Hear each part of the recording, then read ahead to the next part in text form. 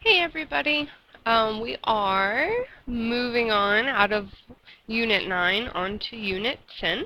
So this is Unit 10, Lesson 1, and we are going to be talking about solving square root equations. So solving equations where we have to deal with square roots.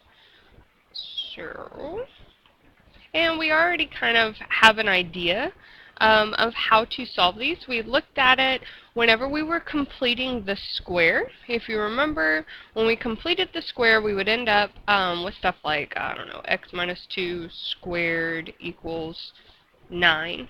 And so if you think back, peel back your memory, and remember, how did I solve that? How would I get rid of that square?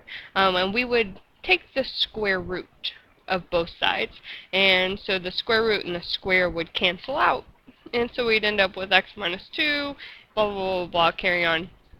You should remember how to do that, and if not, you can go back and review. But so we kind of have the opposite issue when we're solving equations that already have square roots in them.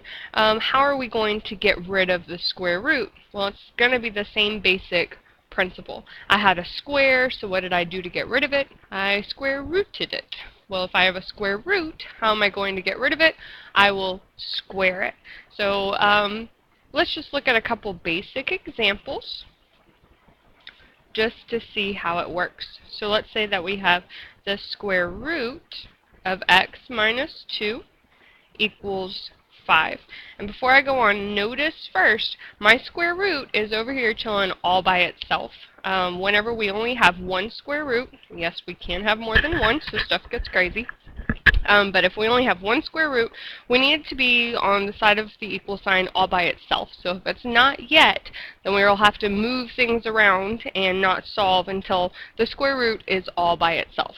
Once the square root is all by itself, which it is in this case, then the way that I'll get rid of it is I'm going to square it. And if I square the left, I have to square the right. When I square the square root, magic, they cancel out. I get x minus 2 equals 25. And then continuing on, I want to actually get x all by itself. I have plus 2, and I end up x equals 27. Now, when we're dealing with square root equations, we have to be careful because we can possibly have what we call extraneous solutions. Extraneous solutions. And we think of these as imposters, because they'll come out in the wash, if you will. They'll come out as solutions, but when we plug them back in, they really aren't solutions at all. And so we have to look out for them. So we have to actually check our solutions to be sure they are legit solutions. Otherwise, we'll end up with things that aren't solutions. So once we've solved, we're going to go ahead and we're going to check our solution and make sure that it is a legit solution and it's not extraneous. So what I'm going to do, I'm going to take my x value and I'm going to plug it back into my original equation. So the square root of 27 now minus 2 equals 5. So I get the square root of 25 equals 5, and fancy, square root of 25 is 5, which definitely does equal to 5. So since we got a true statement, we know for real that x equals 27 is definitely the solution to this square root equation. Okay, so just remember, it's really important to check your solution, because it's possible that we don't have any solutions at all, or if we get two solutions, it's possible that one of them is an imposter, so we have to check and root those out. Root those out of the square root equation. Anyways, alright, so let's look at one more basic example. Make sure y'all can see that. Alright, so this one's going to look very similar to the equation that we just worked out, but I want you to notice how it is different. So I have the square root of x minus 2 equals 5.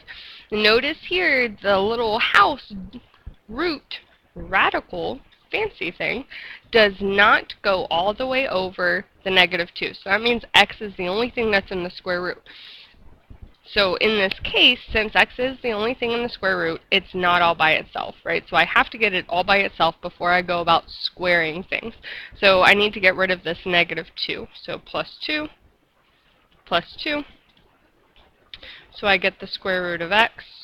Make sure your stuff cancels out, otherwise we'll get funky answers. -2 plus 2 is definitely 0, so we're good. Equals 5 plus 2 is 7. Now I have the square root all by itself, so I'm going to square both sides. And my square root and my square, they're inverses, so they undo each other, and I'm just left with x equals 7 squared is 49. And so again, I want to check to be sure this is actually a legit solution. So we're going to check, and I'm going to plug in 49 for x in my original equation. So I'll have the square root of 49 minus 2 equals 5. We know the square root of 49 to be 7 minus 2 equals 5. And 5 equals 5. And so again, ta-da, we definitely have a true statement, which means x equals 49 is a legit solution. Alright, things definitely can get a little crazier than this, and we definitely will have situations where we don't have any solutions or where we have an imposter. So check out the next video to see some crazy square root equations so that you can do your practice problems. Alright, bye guys!